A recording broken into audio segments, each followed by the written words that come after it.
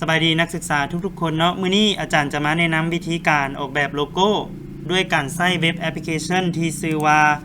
www.canva.com เนาะ canva ทุกคนพิมพ์ตามโตเลยเนาะ canva.com ซึ่งเว็บแอปพลิเคชันนี้บ่แม่นแต่สามารถออกแบบโลโก้ได้เนาะพวกเจ้าสามารถที่จะออกแบบวิดีโอสั้นแอนิเมชันป้ายโปสเตอร์แบนเนอร์แบ็กดรอปอย่างต่างเนาะที่เป็นสื่อมีเดียหันได้ทั้งหมดเลยต่างแต่ว่า มันจะบ่แม่นฟรีทั้งเบิดเนาะสำหรับเว็บไซต์นี้สิ่งใดที่มันดีสิ่งใดที่มันเพอร์เฟคเนาะทุกคนอาจจะต้องได้จ่ายเงินซื้อมันมาซึ่งก็บ่แพงเนาะอาจารย์ไปเบิ่งราคามันก็บ่แพงถ้าผู้ใดพอมีเงินไขสินะเดือนละ100,000-200,000กีบจังซี่ก็ทดลองนำใช้เบิ่งเนาะมันก็ถือว่าเวิร์กพอสมควรอยู่สำหรับเว็บแอปพลิเคชันนี้เนาะที่อาจารย์เลือกมาแนะนำให้ทุกคนได้รับรู้นี้นอกจากการใช้งานผ่านเว็บแอปพลิเคชันแล้วทุกคนยังสามารถดาวน์โหลดโปรแกรมหรือว่าแอปทางมือถือของ Canva นี่มาใช้ก็ได้เนาะอันนี้เป็นทางเลือกอันนึงให้ทุกคนได้ทดลองใช้เบิ่งเวลาพิมพ์ www.canva เนาะมันจะปรากฏลิสต์ของคำเว้าหรือว่าเว็บไซต์ที่เกี่ยวข้องกับ Canva ขึ้นมาแบบนี้ให้ทุกคนเลือกเอาตัวที่มันเป็น www.canva.com นี่เลยเนาะคลิกเข้าไป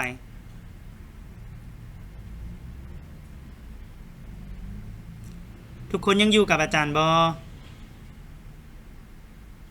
ยังอยู่อาจารย์เห็นจออาจารย์ครบทุกส่วนเนาะโดยเห็นโดยในเว็บนี้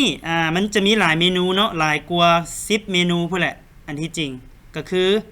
เริ่มจาก for you ก่อนเนาะคำว่า for you ก็เหมือนกับมันเป็นเทรนด์ที่แอปพลิเคชันแนะนำมาแหละเนาะที่แอปพลิเคชัน provide มาให้เฮาว่ายังไงเป็นสิ่งที่คนใช้เป็นประจำคนนิยมเนาะมันก็เลย provide เหล่านี้สิ่งเหล่านี้มาให้บ่ว่าจะเป็นการเฮ็ด background สำหรับการ presentation เนาะการเฮ็ดวิดีโอสั้น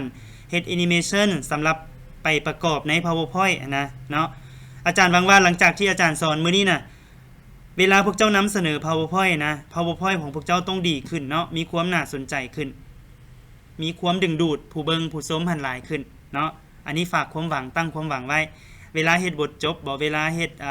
พรีเซนต์อีหยังก็แล้วแต่ assignment บ่ seminar บ่หยังซี่นะประยุกต์ใช้เอาเครื่องมือนี้ทูลนี้ไปช่วยเนาะในการออกแบบ PowerPoint ของตนเองหันให้ดีขึ้นรวมไปถึงการตัดต่อวิดีโอสั้นเนาะในโหมดของวิดีโอการแต่งรูป Instagram เพื่อเอาไปโพสต์ใน Instagram หั่นเนาะการแต่งรูปเพื่อเอาไปโพสต์ใน Facebook จังซี่สิลองติดตามแต่ละคนเบิ่งเนาะว่ารูป Facebook มีการอัปเกรดขึ้นบ่เนาะดีขึ้นบ่วิดีโอเด้ที่ใช้หั่นเป็นแนวใดจังไดเนาะบ่แม่นสิไปใช้แต่แอปหยังก็อาจารย์บ่จื้อชื่อมัน FacePay บ่เนาะคือจังสายซนคือจังคุณเพชรใช้หั่นน่ะแม่นบ่คุณเพชรลองใช้แอปอื่นๆเบิ่งเนาะ ยังอยู่กับอาจารย์บ่นี่คือมิดแท้เลยนี่อยู่อาจารย์หรือว่าออกแบบโปสเตอร์เนาะที่แอปพลิเคชันมันโปรแกรมมัน provide มาให้แต่ว่ามื้อนี้อาจารย์จะให้ทุกคนโฟกัสไปที่ตัวโลโก้ก่อนเด้ออยู่ขวามือสุดเนาะอยากให้ทุกคนได้ทดลองออกแบบโลโก้นี่ก่อนให้คลิกเข้าไปเลยเห็นเมนูโลโก้นี่แล้วคลิกเข้าไปเว็บมันจะ browse ไปหาหน้าของการออกแบบโลโก้ซึ่งมีอย่างหลวงหลายเนาะนับบ่ถ้วนว่าซั่นต่อไปแบบของโลโก้หั่นเดี๋ยวเฮามาเรียนรู้หน้าของการออกแบบโลโก้นี่ก่อนเนาะเริ่มจากทางด้านซ้ายมือสุดทางด้านซ้ายมือสุดเมนูทำอิฐมันจะเป็นเทมเพลตเนาะที่อนุญาตให้ทุกคนสามารถเลือกเทมเพลตของโลโก้ในแบบต่างๆได้โดยมันจะมีบอนให้เชิร์ชเนาะตัวอย่างว่าเฮาอยากออกแบบโลโก้ที่เกี่ยวข้องกับร้านอาหารสมมุติว่าเนาะเฮาก็เขียนเข้าไปว่า restaurant logo แล้วมันจะเชิร์ชหรือว่า browse เนาะเอาบรรดาโลโก้ที่มีความเกี่ยวข้องกับร้านอาหารขึ้นมาให้เฮาได้เลือกใช้เนาะต่างแต่ว่าตัวใดที่มันฟรีมันจะขึ้นคำว่าฟรีอยู่ขวามือนี้เนาะตัวใดที่มันต้องจ่ายเงินมันจะขึ้นคำว่าโปรแล้วก็มีรูปมงกุฎขึ้นมาเนาะซึ่งการจ่ายอาจารย์จะทดลองเข้าไปสำหรับโลโก้ที่ต้องได้จ่ายเงินเนาะ เวลาคลิกเข้าไปมันจะให้ลงทะเบียนผ่าน Gmail หรือว่าผ่าน Facebook ตัวใดตัวหนึ่งซึ่งการจ่ายก็จะเป็นการจ่ายแบบเหมาเนาะเป็นเดือนหรือว่าเป็นปีหรือ6เดือนแล้วแต่ซึ่งมูลค่าก็บ่สูงดอกเนาะลองไปศึกษาเพิ่มเติมเบิงสำหรับการจ่ายสำหรับผู้ใดที่สนใจอยากเอาตัวนี้ไปประยุกต์ใช้ต่อในการหาเงินจังซี่นะเนาะก็ลองเบิงเนาะหรือว่าถ้าบ่แม่นร้านอาหารเนาะอาจจะเป็นโลโก้โซไลเพอร์ฟูมเนาะ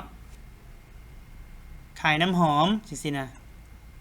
ก็จะมีแบบให้เลือกอย่างหลากหลายมีอย่างอีกbeverage เนาะ beverage อาจารย์สะกดถูกบ่นี่มันต้องตัว B บ่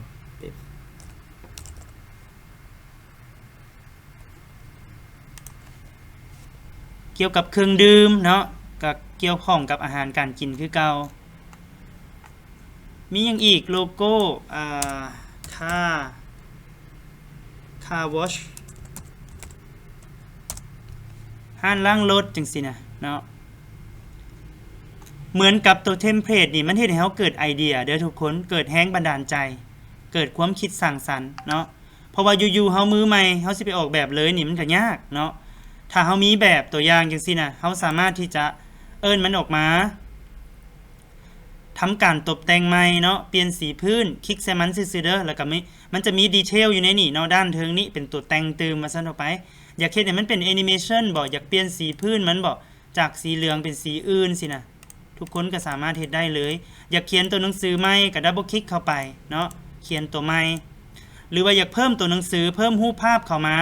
ก็สามารถเฮ็ดได้เลยเนาะอยู่ด้านข้างนี่มันจะให้อนุญาตให้อัปโหลดรูปอนุญาตให้เขียนตัวหนังสือแบบใหม่เนาะมันจะมีรูปแบบตัวหนังสือแบบกงแบบโค้งแบบฟอนต์ศิลปะฟอนต์นั้นฟอนต์นี้เนาะสามารถเพิ่มเสียงเข้ามาได้ด้วยเมนู Audio เนาะสามารถเพิ่มวิดีโอเข้ามาได้ด้วยเมนูวิดีโอสินะเนาะรวมไปถึงการปรับเปลี่ยนแบ็คกราวด์ใส่รูปสีใหม่ทรงใหม่แบบใหม่เนาะถ้าบ่มักแบ็คกราวด์แบบเก่าที่เทมเพลตมันโพรไวด์มาให้นะเฮาก็สามารถตกแต่งเติมได้ด้วยเมนูแบ็คกราวด์เนาะหรือว่าปรับ transparency มันลงให้มันจางลงให้มันเข้มขึ้นบ่อีหยังต่างๆเนาะอันนี้ล้วนแล้วแต่เป็นการตกแต่งโลโก้เนาะอาจารย์อยากแนะนำให้ฮู้ข่าวๆแบบนั้นเด้อสมมุติว่าเฮาตกแต่งแล้วบัดนี้เฮาอยากบันทึกออกไปไว้เครื่องของเฮาหรือว่าเอาไปใช้ต่อก็ให้กดที่เมนูดาวน์โหลดเนาะเมนูดาวน์โหลดซึ่งเมนูดาวน์โหลดอยู่ด้านเทิงขวามือนี่เด้อเมนูดาวน์โหลดมันจะมีให้เลือกนามสกุลบ่ว่าจะเป็น PNG JPEG PDF เนาะหรือว่าถ้าแต่งวิดีโอก็จะเป็น MP4 ถ้าเฮ็ดภาพเคลื่อนไหวก็จะเป็น GIF จังซี่นะเนาะมีให้เลือกนามสกุลแบบนี้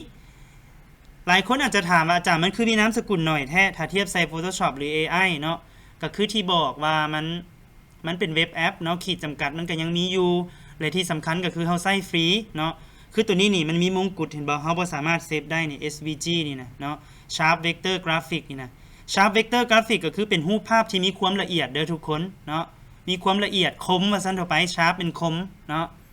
มีความแจ้งมีความคมเนาะตอนนี้เฮาใช้ฟรีนี่ได้แต่500คูณ500พิกเซลเท่านั้นเด้อถ้าอยากขยายก็ต้องไปขยายเอาอยู่ใน Photoshop หรือว่า AI เอาเนาะที่สำคัญข้อดีของตัวนี้ที่อาจารย์อยากยกขึ้นมาบอกก็คือมันบ่แม่นแต่หน้าเดียวบ่แม่นแต่อาร์ตบอร์ดเดียวที่พวกเจ้าสามารถออกแบบได้พวกเจ้าสามารถ add page เป็นการเพิ่มอาร์ตบอร์ดขึ้นมาใหม่อีกเนาะคล้ายๆอยู่ใน AI นะเห็นบ่เวลาเฮานำเสนอโลโก้ลูกค้าก็ต้องการอยากเห็นหลากหลายแม่นตัวเฮาสามารถเพิ่มอาร์ตบอร์ดเข้ามาได้หลายกว่านึงว่ายังไงเนาะสมมุติกำลังออกแบบโลโก้บางตัวมันต้องได้มีมงกุฎต้องได้ซื้อเนาะอาจารย์ก็ลืมเบิ่งเมื่อกี้นี้เลือกเอาตัวที่มันฟรีเห็นบ่มีหลายกว่า3แบบที่เฮาสามารถนำเสนอลูกค้าได้ซึ่งใน3แบบนี้ถามว่าเฮาประยุกต์ตัวอื่นมาซอยได้บ่ได้เนาะประยุกต์ตัวอื่นมาซอยได้ตัวอย่างอาจารย์มักรูปแบบนี้อยู่แต่อาจารย์บ่มักตัวหนังสือตัวนี้เนาะอาจารย์สามารถที่จะเอามันมีตัวฟรีหน่อยแท้เนาะตัวนี้สุดท้ายก็เป็นจ่ายเงิน